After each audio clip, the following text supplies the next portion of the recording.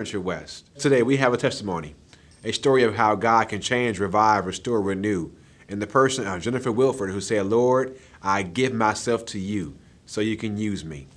Miss Willford. So Jennifer, what is your experience with homosexuality?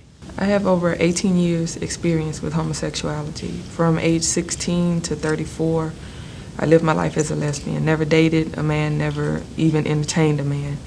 So you couldn't pay me to be with one either. But being with another woman always made me feel comfortable. That's where I felt safe. And so what were those 18 years like for you? Those were some of the most difficult times of my life. 18 years is a long time to live a certain way, then try to come out of it and try something different. Homosexual relationships evolve because of what they see in another person. It's usually something that, they're missing within themselves. So sometimes it just may be because of something that they're missing at home, or they're not getting enough attention, or it just may be curiosity. It depends.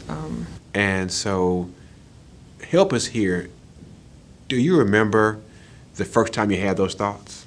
My situation, I can't explain. At earliest age 7, when I shouldn't even been thinking about dealing with women or anything, should have been thinking about dolls, but I knew at that time, that's what I was going to be when I got older.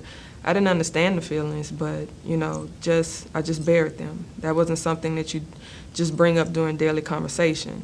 I was afraid to tell my mom, afraid to tell my dad because of how I was brought up. I was brought up in the church. However, when my mom did find out, it hurt her deeply, and, we always, it wasn't really arguing, but we were just trying to find out why, or she felt that she did something wrong. So I had to tell her that it didn't have anything to do with her. It was all me just trying to find myself and just understand, find out where I belong. So I prayed and I tried to talk to my pastor back at home, but the downfall is that there's so much criticism. You have people at home, the place where you're supposed to feel safe, and then you are condemned in the church, where should be a place where you can come for understanding, not to be ridiculed. So I suffered with a lot of depression, withdrawals, and separation. Wow. And so what happened in your life to cause you to walk away from lesbianism?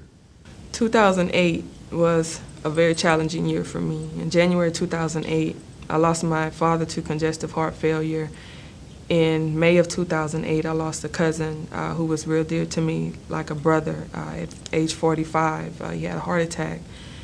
But October 15th, 2008, my mom was diagnosed with a rare form of cancer in the gallbladder, and by November 9th, she was dead. When she died, a part of me died as well, and at that point, I finally realized that as much as I love my mom, as much as I love my dad, I knew God loved them more than I did or ever could. So I just had to do what I needed to do. God, He doesn't take advantage of our pain. He doesn't waste our pain. So I just prayed and asked God to just remove things and people from my life, that weren't important to me, where I couldn't fulfill what He wanted me to do. So July 17, 2009, it was just a day that I just walked away from it, and I never looked back. So why did you feel the need to change? Why? I felt the need to change because I really felt like I didn't have an option. I lost two of the most important people in my life, and I felt God's pain because I didn't want this to happen. He didn't want it to happen, but I also knew I was disobedient for years. And what the media and the world, especially church folk, fail to realize is that just because a person is a lesbian, or just because a person is gay or bisexual or transgender, does not mean that they don't pray or that they don't have a relationship with God. To me, that is ignorance by religion at its finest, because if you're going to bash gays, then you need to bash the fornicators, you need to bash the adulterers, you need to bash the liars, you need to bash the pimps in the pulpit. If you're going to ridicule one, you need to take down all of them. But however, this is the one sin that's always magnified. But I love God and I love my parents more than I could have ever loved any woman that I dated. And what God has shown me for my future, what He's shown me during the process of attempting to heal from the death of my parents, was worth the sacrifice of leaving all of it behind. And who is Jennifer now? Who is Jennifer now? Jennifer is a new person. The person that you're looking at is not the same person that you would have seen 2 years ago. I gave up the only life that I knew to fulfill God's purpose and His promise for my life. Was I afraid? Definitely. But I know that God would never bring me to anything if He couldn't carry me through it.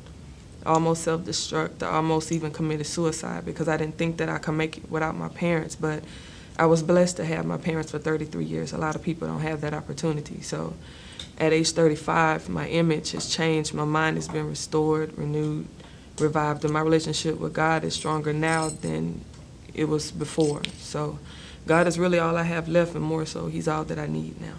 So are you saying that God changed your life?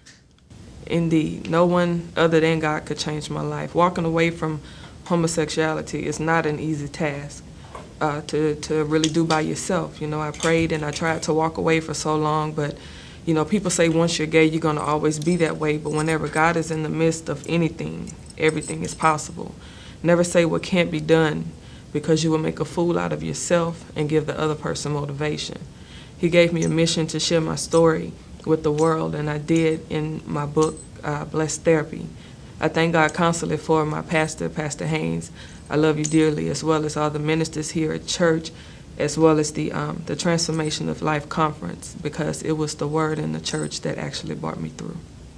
Friendship West, we all have issues. We all have problems, challenges, various situations that we're facing. But one thing we do know is that God is a healer. God is a deliverer. And God can reach down and save us right where we are. So Friendship West, if you're having any issues, challenges with being lesbian, gender confusion, Friendship West, we are here to serve you and walk with you. So you too can say, Lord, I give myself to you.